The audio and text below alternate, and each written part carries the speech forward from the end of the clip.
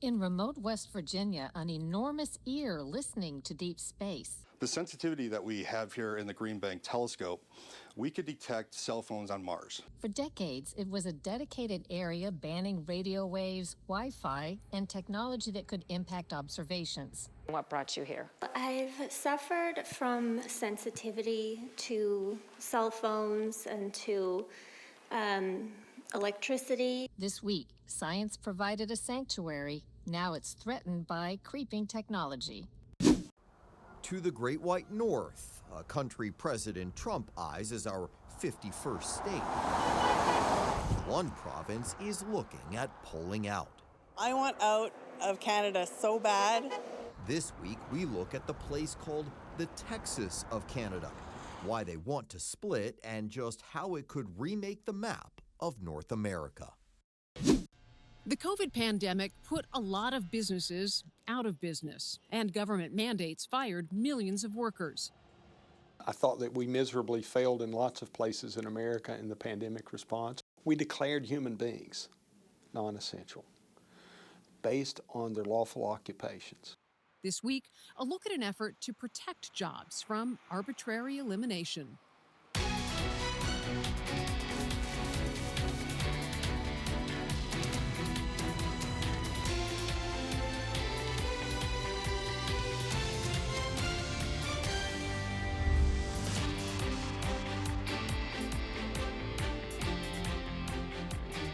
Welcome to Full Measure. I'm Sharyl Attkisson. Today we begin with a fascinating trip to a place you probably haven't heard of and will likely never visit. A place that's been kept radio wave free for decades. A quiet place. Those who've sought it out say it's been life-changing. Their experience raises questions about health effects the rest of us might be experiencing from growing exposure to the devices we've come to rely on daily. And while they might be hard for us to live without, you're about to meet people who say they can't survive with them around.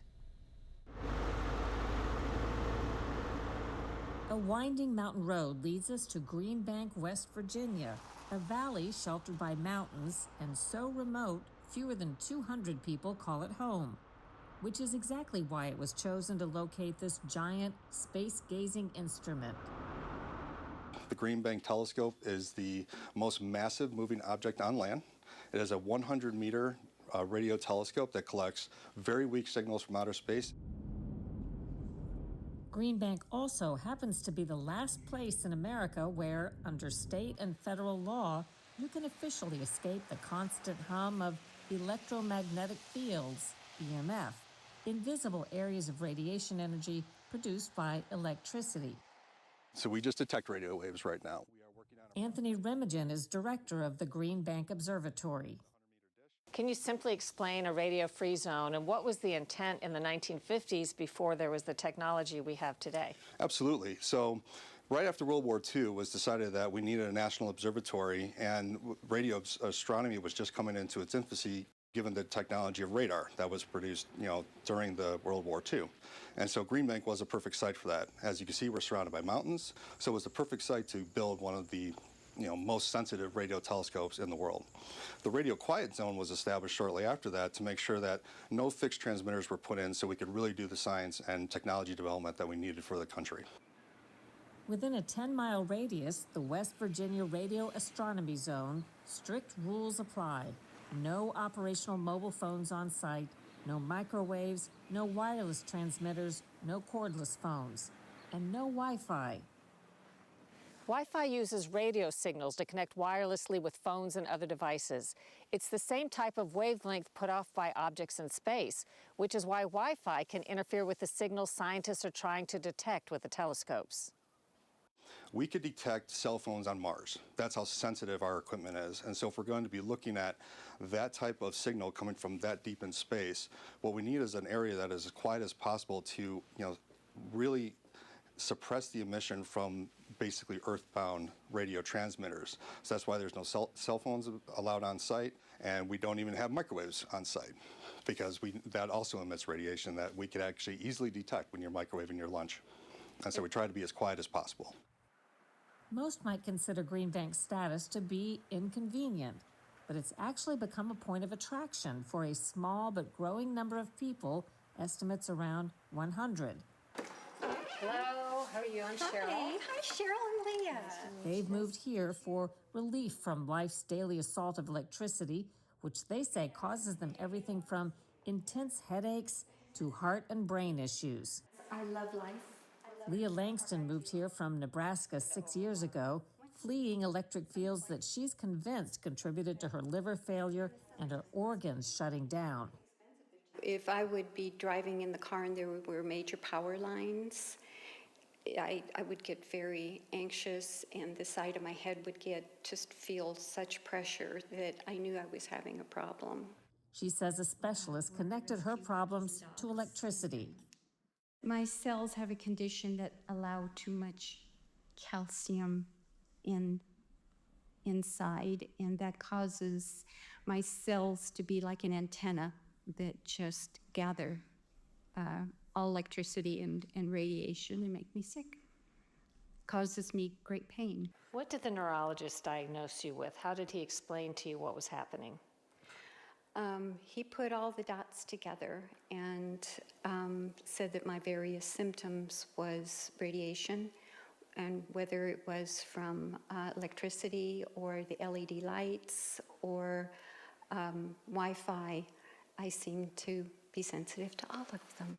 My neurologist told me that if I didn't leave, I would die within 3 weeks because my heart was giving out on me, and he was in a mentorship for electrical sensitivity, which was remarkable. So my husband threw me in the RV, packed what we could, sold everything, and here we are. Hi, you must be Lisa. I'm Lisa. Lisa and Leah. Nice to meet you. Others who are sensitive to electricity came to Langston's house to tell us why they uprooted to start a new life in this quiet zone.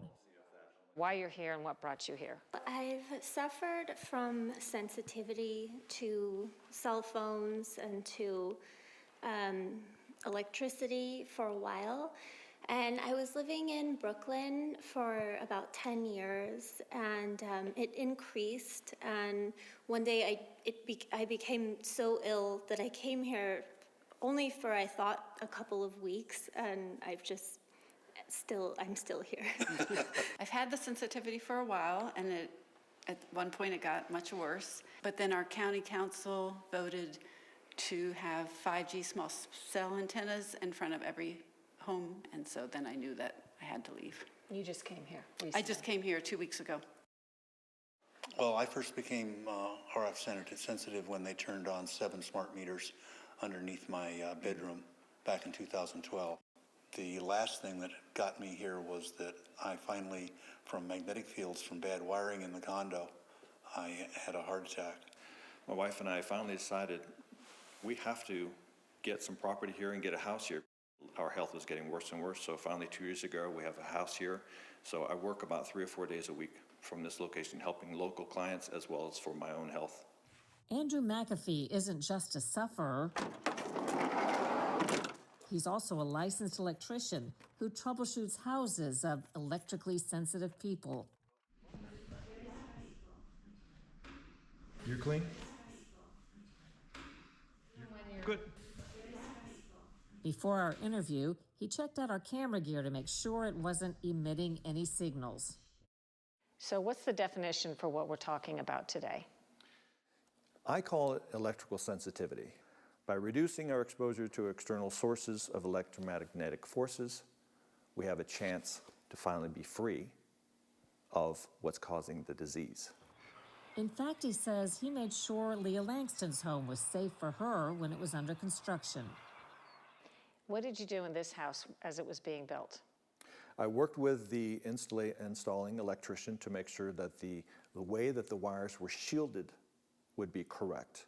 There's a lot of things that you can mess it up on, and he was a very good electrician, but basically installing MC cable or shielded cable is the first step, and that's what they did. Overall, major health groups insist the levels of radiation we're exposed to are safe. But as wireless technology has exploded, most American children have a mobile device, there's Wi-Fi everywhere, concerns are rising about what chronic exposure might do to our health.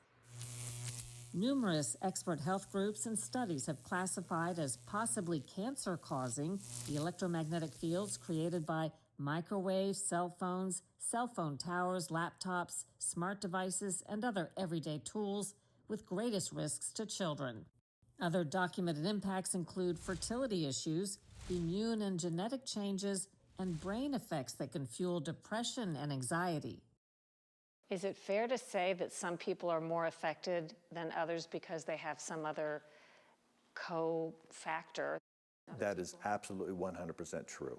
There are infections, there are diseases inside of us that are being stimulated, which will increase a disease. MS, Parkinson's, all this stuff is absolutely known 100% to be reduced when you take away the dirty electricity or lower the electric fields, magnetic fields.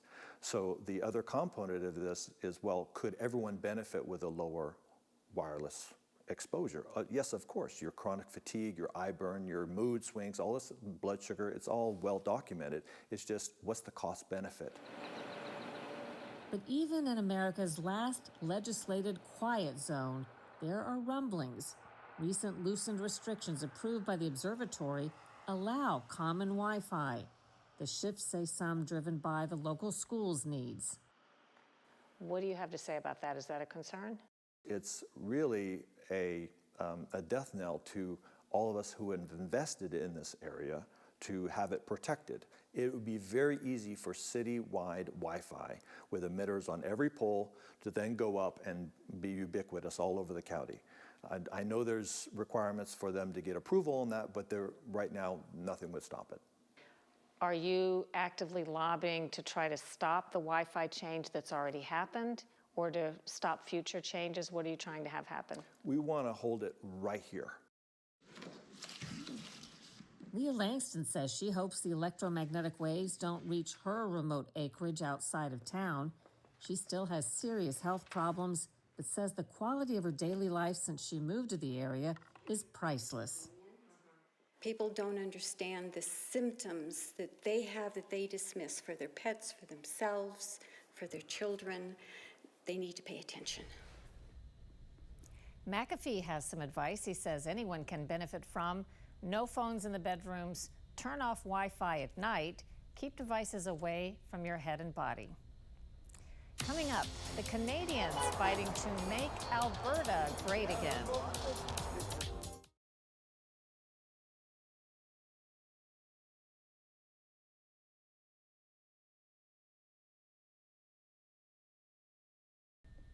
There's a MAGA movement to the north, though it's Make Alberta Great Again. Unhappy Canadians there are making a bold move to try to separate the province from the rest of Canada. Some say that could strengthen America's ties with our oil-rich neighbors to the north. Scott Thuman reports from Calgary, Canada. On the side of a busy Alberta highway, a drive of a different kind, a voter one. Residents putting their names behind a new movement to separate Alberta from the rest of Canada. I want out of Canada so bad that I think I'm gonna move if we don't separate, because it's gotten so bad. She's just the latest, but not the last, signing a petition to trigger a province-wide vote for Alberta's secession, or independence, this fall. If anybody will take that meeting, the Trump administration will. Let's see if we can get it just for fun, right? And sure enough, the Trump administration, likes disrupting things and challenging the status quo. Jeffrey Rath is with the Alberta Prosperity Project, the group spearheading the secession movement. He says Albertans are fed up with the status quo. So it's one of these strange circumstances where Canada needs Alberta a lot more than Alberta needs Canada. Like, we can exist quite happily without Canada, like much happier without Canada, right? That's one of the big things that they throw out against Alberta independence. Oh, you're gonna be landlocked. Well, wait a minute, boys and girls, we're landlocked now. Alberta is one of Canada's 10 provinces, known as the country's energy hub because of its abundant oil, sometimes called the Texas of Canada, not just for the black gold, but also because it's one of the country's most conservative provinces. There are plenty of people who might hear someone say, we want our independence. And there are a lot of people who, upon hearing that, would say, Well, that sounds like a crazy idea. Yeah, well, that's kind of funny. It's like, you know, I'd like to leave home. It's like, that's kind of silly. Shouldn't you live in your mom's basement your entire life, right? That's kind of my response to that. I mean, for Albertans, I think, you know, we could literally, the day we declared ourselves independent from Canada, would be the country with the highest GDP per capita in the world. You know, you look at Alberta, like we have the third largest oil resource in the world, right? We have more barrels, like by a factor of 2 or 3, we have 3 times more barrels of oil per capita than Saudi Arabia has. Fueling the debate, a currently coarse relationship between Canada's Prime Minister Mark Carney and President Trump, especially after this suggestion from the president. But look, what I'd like to see, Canada become our 51st state.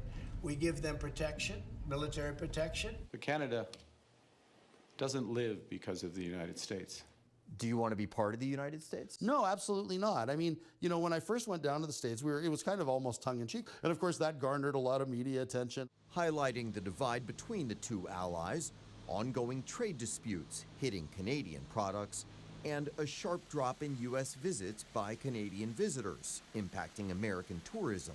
The most recent pain point, a new $6 billion bridge between Michigan and Ontario that Canada paid for and which President Trump has threatened to forbid from opening, writing in part on Truth Social, "I will not allow this bridge to open until the United States is fully compensated for everything we have given them." And also, importantly, Canada treats the United States with the fairness and respect that we deserve. The current independence movement in Alberta isn't the first for Canada. The French-speaking province of Quebec began a more radical separatist movement in the 1960s, even sparking incidents of domestic terrorism. But every secession vote in Canada has failed to get enough voter support. If this gets onto a ballot, right, you still need some big numbers. You're at what, 34%-ish of favor. But again, as far as that goes, we're confident that we can get to well over 50%. Our support is rock solid, right? Compared to people on the other side of the equation, right? Are you going to get 100% of them to turn out to vote? Probably not. We're going to get 100% of our people out to vote. I can tell you that. On the streets of Calgary, polarizing opinions. You have any thoughts on this debate about whether or not Alberta should vote to become independent or not? I think it's insanely stupid. And if you have a Canadian passport and believe that, you should probably give up your passport and just walk to the Montana border. So you're in favor of it? Big time, yeah. We got to stop the taxes, high taxes, stop the high cost of living. The idea of being independent is one thing. The idea of being part of America would be a completely second step. What do you make of that? No, I don't believe in that. That's just garbage. Too far for you? Yeah, way too far off. Rath and his group have alienated some by openly courting members of the Trump administration, provoking the ire of the Premier of British Columbia, another Canadian province. In my opinion, that is treasonous activity, and it needs to be called out. It needs to be stopped. I'm talking about crossing the border, soliciting the assistance of a foreign government to break up this country. We've heard a criticism that your meeting with U.S. officials could be seen as treason. That's ridiculous. I mean, we're private citizens. We can go meet with whoever the hell we want, and of course that translates into, that's treasonous. Rath is a traitor, blah, blah, blah. And I just laugh at it because it just demonstrates that we're taking their power away and they really, really resent it. A power struggle that could reshape the map and economics for North America. What's the timeline on all that?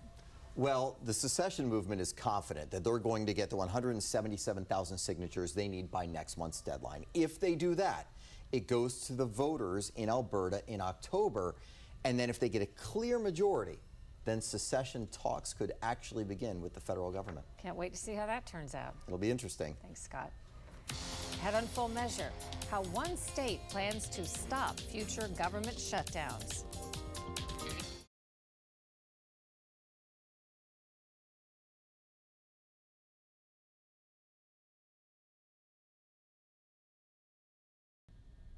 Tennessee's 2020 pandemic shutdown sparked a new bill that would prevent all jobs in that state from being labeled non-essential in future emergencies, with lawsuits to hold officials accountable. It's a bold move against what one lawmaker calls overreach. Lisa Fletcher explores the lessons driving this change. In late 2019, Danny Munez opened the barbershop he'd always dreamed of. It was just 20 minutes from downtown Nashville, and business was picking up. Until COVID hit, and the governor's lockdown orders in March of 2020 forced non-essential businesses like barbershops to close to help stop the virus from spreading. We just had opened the barbershop 6 months prior to that. They shut us down and we was out of work. In Tennessee that spring, nearly 2,000 small businesses closed. Nationally, some 20 million jobs were lost. During COVID, the federal government offered guidelines on essential critical infrastructure workers, but it was up to states to determine for themselves which workers were most needed. For Tennessee Republican state lawmaker Monty Fritz, declaring any worker non-essential is government overreach. I thought that we miserably failed in lots of places in America in the pandemic response. We declared human beings non-essential based on their lawful occupations. The bill Fritz is proposing would prevent businesses and individuals from being deemed non-essential and forced to cease operations during an emergency declaration. I do have a huge problem with the word itself, the whole non-essential, because I think that becomes the point at which someone who is elected looks down at the people who elected him or her and says to them, "You are less important than I am." Fritz introduced the bill last January, and it's still moving through both chambers. Business owners like Danny Munez are watching closely and say no one's livelihood should be at risk during a national crisis. It wasn't fair. How you gonna tell me I can't run my business and I can't do my services? And while the pandemic may have closed businesses, it opened a new debate about who gets to decide what's essential. For Full Measure, I'm Lisa Fletcher in Nashville, Tennessee. After a break, what's ahead next week on Full Measure?